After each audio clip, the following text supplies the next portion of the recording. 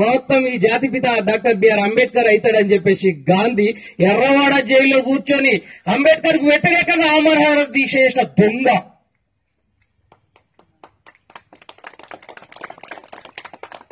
అంబేద్కర్ ఏమంటాడంటే నీ చరిత్రను తెలుసుకో అంటాడు.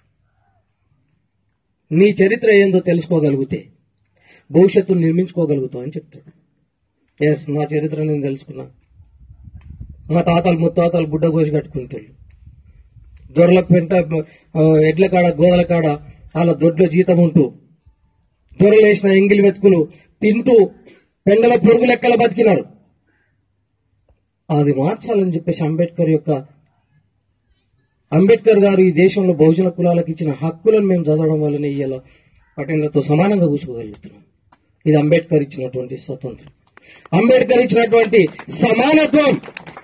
అంబేద్కర్ లేకపోతే ఇవాళ వీళ్ళ పక్కన మేము కూర్చోకుంటాం. కేవలం సమానత్వం సాధించడం అంటే ఇది అంబేద్కర్ యొక్క గొప్ప వరం.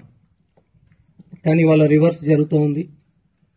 నిజంగా గొప్ప విషయం ఏంటంటే ఇక్కడ సమానంగా కూర్చున్నాం, కానీ చాలా గ్రామాలలో ఇవాళ తిరిగి అంబేద్కర్ పుట్టక ముందు ఏ సమాజం అయితే ఉండేనో తిరిగి దేశంలో ఆ సమాజం తీసుకురావడం కోసం కుట్రలు జరుగుతున్నాయి. భారతదేశానికి అంబేద్కర్ రాజ్యాంగం రాయక మునుపు బహుజన కులాలు అగ్ర కులాల పిల్లల వైపు కన్నెత్తి చూస్తే కన్ను బీకేశారు. బహుజన కులాలు పెద్ద కులపల పిల్లలకు చేయగలిగితే చేతులు నరికేసినారు. మళ్ళీ అంబేద్కర్ పుట్టిన తర్వాత ఇదంతా తప్పు అని చెప్తే 1956 వరకు ఒళ్ళు దగ్గర పెట్టుకుని నక్కి నక్కి ఉన్న అగ్ర కులాలు అంబేద్కర్ చనిపోయిన తర్వాత వాళ్ళ విశ్వరూపం చూపిస్తున్నారు. ఈ దేశంలో తిరిగి బహుజన కులాల మీద దాడులు చేస్తా ఉన్నారు. ఇవాళ అంబేద్కర్ వారసులుగా ఇది మనం గుర్తించాలి. నేను కుసంగిలు ఎందుకు చెప్తున్నా అంటే, అరే ముండా కొడుకులు భువనగిరిలో మీరు అగ్ర కులాల మీద దాడులు చేస్తున్నారు కదా, మా కుసంగికి రండి, అగ్ర కులాలు సమానంగా కూర్చున్నాం, మమ్మల్ని చూసి నేర్చుకోండి అని చెప్పాల్సిన అవసరం. ఇవాళ పెద్దపల్లి జిల్లాలో ఒక జీతగాడు ఒక పటేల్ కూతురుని పెళ్లి చేసుకుంటే ప్రేమించిండని, పాపం వాడు పెద్ద పెద్ద చదువులు చదివిండే, పటేల్ కూతురు 10వ తరగతి కూడా పాస్ కాలే. డిగ్రీ చదివిన పిల్లగాడు 10వ తరగతి ఫెయిల్ అయిన అమ్మాయిని ప్రేమిస్తే ఆ పిల్లగాడిని అంగం కోసారు. రండి మా కుసంగికి, మా పటేళ్ళందరిలో వయసు 85 సంవత్సరాల మీద పడినా ఆయన వయసులో సగం ఉన్న నేను మాట్లాడుతున్నట్టే గౌరవంగా కూర్చున్నాడు. రండి మా పటేళ్ళ చూసి గౌరవం నేర్చుకుంటారా గాది కొడుకులాలని చెప్తున్నాను.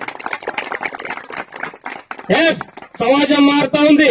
ఇవాటి కూడా అనేక మంది అగ్ర కులాలలో పుట్టిన వాళ్ళు అంబేద్కర్ ఆదర్శంగా తీసుకొని మా వెనకాల నిలబడ్డారు. ఈ నియోజకవర్గాన్ని పాలిస్తున్న ప్రస్తుత ఎమ్మెల్యే మన ఏప్రిల్ 14 నాడు అంటాడు, నేను రిజర్వేషన్లను ఏనాడు ఏమంటాడు, నేను అనుభవించలేను, నేను సినిమాలో వేషాలు వేస్తూ ఈ స్థాయికి వచ్చిన సెల్ఫ్ కాన్ఫిడెన్స్ తోటి పైకి రండి. అరే పిచ్చి బాబు మోహన్, ఈ ఆందోళన నియోజకవర్గం ఎస్సీ రిజర్వ్ కాబట్టి నువ్వు పోటీ చేసి అంబేద్కర్ ఇచ్చిన భిక్ష వల్ల ఎమ్మెల్యే అయినవుతా మీకు గుర్తుంచుకొని చెప్తున్నా. నేను అంబేద్కర్ ఇచ్చిన రిజర్వేషన్లు పొందుతారు, అంబేద్కర్ ఇచ్చిన హక్కులు పొందుతారు, రిజర్వేషన్ హక్కు అవసరం లేదని చెప్తారు. కావో గొప్ప విషయం కూడా చెప్తున్నాడు. ఎందుకు చెప్తున్నంటే, ఇవాళ అంబేద్కర్ గారు బహుజన కులాలను ఎక్కడికో తీసుకురావాలని ప్రయత్నం చేసి తన ఆరోగ్యాన్ని, తన సంపదని, తన కుటుంబాన్ని త్యాగం చేస్తే ఇలా బహుజన కులాలలో పుట్టిన గాంధీ కొడుకులు రిజర్వేషన్లకు వ్యతిరేకంగా మాట్లాడతాడు. ఒకడు అంటాడు, ఎస్సీలు ఐఏఎస్లు అయిపోయారు కదా, ఇక రిజర్వేషన్ వదులుకోవాలి.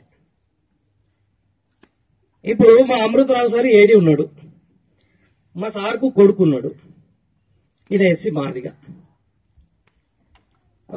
అన్నని పేరే యూసుఫ్ భాయ్ ఉన్నాడు, ముస్లిం. ఇప్పుడు అమృతరావు సార్ పోయి యూసుఫ్ భాయ్ నా బిడ్డున్నది లేదా నా కొడుకున్నాడు, నీ కొడుకుగో నీ బిడ్డకో చేసుకుంటావా అని అడిగితే ఏమంటారు? అంటే ఇది మాట వరుసగా అంటున్నా, ఏం నీదేం కులం నాకు. అరే రిజర్వేషన్లో వద్దంటున్న గాడిద కొడుకులారా, ఈయన కూల తారతమ్యాలే పోకుండా రిజర్వేషన్లు పోతాయని ఎట్లా అంటారా మీరు? ఒకడంటాడు రాజ్యాంగం మార్చాలంటాడు. ఇక నిన్న మన ఎవరు ఈయన మన కేసీఆర్ అంబేద్కర్ రాజ్యాంగం ఇస్తే తాగుబోతు కూడా రాష్ట్రానికి అధికారం ఇచ్చింది అంబేద్కర్.